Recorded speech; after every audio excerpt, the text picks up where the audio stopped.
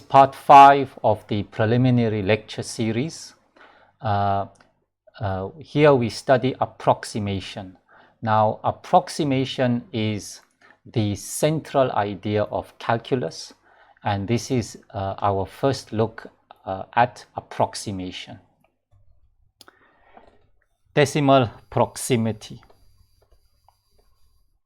Now, the idea of proximity, it simply means it talks about approximation or nearness. So, for example, let us look at this square root, the number square root of 2. Okay. So, if I round it up to one decimal place, I actually get 1.4. Okay, I don't know square root of 2 exactly, because to know it exactly, I must know it up to infinitely many, all its infinite decimal place expansion, but I don't know it. But I do know that the square root of 2 correct to one decimal place is 1.4. Okay, now how do I visualize this? Okay, so look at this number 1.4. Okay, now, if something has been rounded to one decimal place to 1.4, it means that the number was between 1.45 and 1.35. Okay, somewhere in between this ball, okay, or open interval. So it simply means that or the closed, yeah, half closed interval, doesn't matter. Okay, so so what it means here is that square root of 2, because when correctly rounded to 1.4, to one decimal place gives me 1.4, it means that square root of 2 could either be here or anywhere, as long as it's somewhere, but we know that it can only be within 1.35 and 1.45, because that's the only range allowable to be rounded down to 1.4. Okay, so what I can say here is that, so if it is correct to one decimal place, even though I don't know square root of 2 accurately, I know it lies strictly under 1.45 and starting from and including 1.35, you see. So actually we can also include, because 1.35 rounds up to be 1.4. Okay, so notice that another way of saying this is using our ball terminology. Notice that this distance from 1.4 to 1.45 is 0.05, and this one is also 0.05. So what I can say here is that the distance between square root of 2 and the center of the ball, which is 1.4, or the interval, so it must lie within 0.05 of 1.4. Okay, so this is so saying that is the same as saying that the two are identical. Okay, so to say square root of 2 is between 1.45 and 1.35 is the same as saying that the distance between square root of 2 and 1.4, which is the center of the ball, is between is within 0.05. Okay, so let's say I'm not satisfied with one decimal place expansion and I want a 2 decimal place expansion. So in this case I will get sharper, like 1.41. Okay, now what it means here is that if it's correct to 1.41, now remember that if it is 1.41, the only numbers that can be rounded down to 1.41 are the numbers that is 1.415. That means it is 0.005 to the right of 1.41, or 0.005 to the left of 1.41, which makes 1.405. Okay, right? So it means that any number, the only numbers that can be rounded down to correct to 2 decimal places between 1.41, it must lie between 1.415 and 1.405, which will therefore force square root of 2 to lie somewhere in between here. Okay, but notice that when you have two decimal place approximation, notice that you're getting sharper and sharper and closer. You're getting smaller balls. So in this case, the same square root of 2 will lie between 1.415 and 1.405, or another way of saying that is the distance between square root of 2 and the center of the ball, 1.41, is between 0.005 or 5 times 10 to the minus 3. Okay, so notice that the pattern is as follows. Okay, so if I say that so notice, look at the pattern. Okay, so the pattern then goes as follows. Okay, so if I have square root of 2, if it is correct to one decimal place of 1.4, then this is what we call a deviation bound, you see. So it deviates at most from 1.41 by 5 times 10 to the minus 3. Okay, so this number is what we call the deviation bound, or the round of error. Okay, so in this case, the round of error we saw was 5 times 10 to the minus 2. So notice that if it is one decimal place, then the round of error is you see, it's 1 to 2, you see. And if I have it correct to one decimal place, then the round of error is 10 to the minus 3. So notice that, and in general, if I have it correct to, let's say, n decimal places, so it's 1.41 blah blah blah up to its n decimal expansion, then the deviation bound, or the round of error, is going to be 5 times 10 to the minus and n plus 1. We have to add one more to the n. Okay. So right, so that is so now this term, which we call the round of error, this deviation bound, or the round of error, is what we call, we use the Greek letter delta for it. Yeah, so it's how much one square root of 2 deviates from our approximation of 1.4, 1.41, and whatever it is. Okay, so that's why we call it a deviation bound, or an error bound, or in this case it is the round of error.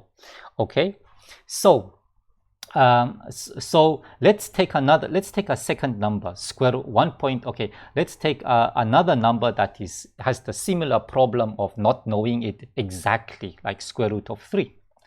Then we know that if it's correct to one decimal place, 1.7, then the deviation bound here is 5 times 10 to the minus 2, because it's correct to one decimal place, so it must be 1 plus 1, so it's 5 times 10 to the minus 2. Okay, and to two decimal places, it is the deviation bound, the delta, is going to be 5 times 10 to the minus 3, 2 plus 1, because 3 is 2 plus 1. And what we are saying here is that in general, you see, this unknown number, we don't know square root of 3 explicitly, I mean exactly. It deviates, or the distance, it deviates from our approximation 1.7 by at most 5 times 10 to the minus 2. So that is why we call it a deviation bound. Okay, so that is called a deviation bound. And likewise, we can write this sentence as square root of 3, you see, it deviates, or the distance. Yeah, always see this as the distance. Whenever, remember, when you have the absolute value of a difference of two numbers is the distance. Okay, so the distance between square root of 3 and our approximation 1.73, it deviates at most by 10 to the minus 3. So this is what is called the deviation bound. You see, bound at most, it deviates at most by that. Okay, so what we have here is that okay, this is the problem we now have. Problem number 1. What I know is that I don't know square root of 2 exactly, but I know him correct to 1 decimal place, 1.4. Likewise, I don't know square root of 3 exactly, but I know him correctly to 1 decimal place, 1.7. So the big question is, what about square root of 2 plus square root of 3? Because it's easy to calculate 1.4 plus 1.7. That is nothing but 3.1. So the big question is, how much off is 1.4 plus 1.7 from the actual square root of 2 plus square root of 3? Okay? So what happens, so another way of saying this is as follows, okay? So what I know here is that, so another way of posing this question is saying that square root of 2, okay, the distance deviates, yeah, at most, or the distance between square root of 2 and 1.4 is at most 5 times 10 to the minus 2, okay? Likewise, square root of 3, because it's only 1 decimal approximation, is at most 5 times 10 to the minus 2, right? So the big question here, so this is what is given. So these are what we call deviation bounds, okay? So this one, I can call it delta 1, and this one I will call it delta 2, because it's a deviation bound for square root of 3, and delta 1 is a deviation bound for square root of 2, okay? So now so given that, the big question I have to ask is that how much off is using 1.4 plus 1.7 as an approximation to the actual square root of 2 and square root of 3. So how is this distance affected? Yeah. So so what is the bound for this distance? Okay. And what we call this is that we call this we actually call this guy epsilon, because we call this the error bound. Not so much the deviation bound, because this, why we give it a different name is because this guy is actually, what we are saying here is that this guy is propagated because of square root of 1.4 and 1.7, these guys being only approximates, okay? So it is, so this one is being propagated, okay? So let's visualize what I'm trying to say, okay? So let's look at this. Here is 1.4. is something that I'm very comfortable with, and remember that it's only correct to 1 decimal place. So it means that this square root of 2 is somewhere in between 1.45 and 1.35, okay? So this is square root of 2. Let's just say it's here. It could be any one of the points in between. I don't know, okay? Now, the next thing here is that, let's say I now consider another number called 1.7, okay? So here's 1.7, okay? So in this case, 1.7, I also know that it's correct to 1 decimal place, okay? So therefore, it is 1.75 and 1.65 similarly, okay? So I know that square root of 3, which is here, is somewhere in between, yeah? It is 0.05, it is somewhere in between. It's because it's correct to 1 decimal place. It deviates, the deviation is 5 times 10 to the minus 2, or 0.05 within 1.7. The big question now is that, given this information, if I sum the two, okay, so now I'm taking the sum. So the sum is square root of 2 plus square root of 3. Okay, so remember, addition requires two inputs. So the big question is how much off, okay? So let's say I add, okay, so what I'm saying here is that, let's say that so what I'm going to do here is that let's say that I add 1.4. Okay, so 1.4 plus 1.7. Okay, this is 1.4 plus 1.7, which is my approximation of square root of 2 and square root of 3. Okay, the sum. Okay, so the big question here is that how far off is the actual square root of 2 plus square root of 3 of the approximation 1.4 plus 1.7 by virtue of both 1.4 and 1.7 being 0.05 off 1.7 and 1.4 respectively. So in other words, what I'm trying to say is that what is this error bound epsilon? Yeah, what is this error bound epsilon that results from 1.4 and 1.7 being 0.05 of from square root of 2 and square root of 3 being 1.4 and 1.7 being 0.05 of square root of 2 and square root of 3. Okay, so that's what we are trying to address. Okay, and so let's answer this question. Okay, so what I know, so this is what is going on, you see, so this is the sum function. Okay, so the idea here is that given that square root of 2 is 5 times 10 to the minus 2, or 0.05 of 1.4, and likewise square root of 3. The big question is, given this, then, you see, this means if and then. Okay, so given this, then, okay, what is the distance of the actual square root of 2 plus square root of 3 from the approximate 1.4 plus 1.7, which is very easy to calculate, 3.1. How far off is this? And so what is my epsilon, right? So given that my deviation bound delta 1 is 0.5 and my delta 2 is 5 times 10, delta 1 and both delta 1 and delta 2 are 5 times 10 to the minus 2. Okay, so that's what we are really thinking about. Okay, so the way we go about this is that the idea in problem solving is that you break this unknown distance. So let's start off what we have to calculate.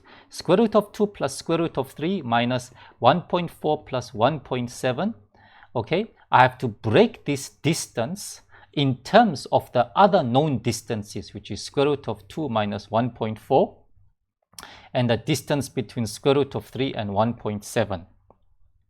Okay, so I have to find relations between this unknown distance and this known distance, because I know that this distance is within 0.05 in both cases. Okay, so the idea here is that in order to expose, you see, the minus and the minus here, what I must do here is that I must rewrite this guy in a different form. So I will rewrite square root of 2 plus square root of 3 minus 1.4 plus 1.7.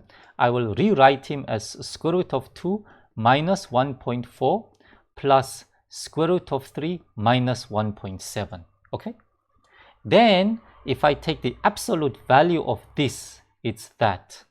Now remember that the absolute value of a sum is less than or equal to triangle inequality as the sum of the absolute values. So it's going to be square root of 2 minus 1.4 plus absolute value of square root of 3 minus 1.7. So notice that what I have here is that I've now expressed the unknown distance as being bounded by the two known distances. Okay, now this guy, as we know, is at most 0.05 and this guy is at most 0.05, and so 0.05 is going to be equal to 0.1. So therefore this is my epsilon. Okay, so therefore the error, so what I know here is that square root of 2 plus square root of 3 is within 0.1 of 3.1. Okay, so let's actually do it for the general case now. So the general case goes as follows. So I say that given that square root of 2 is within delta 1 of 1.4, and square root of 3 is within delta 2 of delta 2 of 1.7.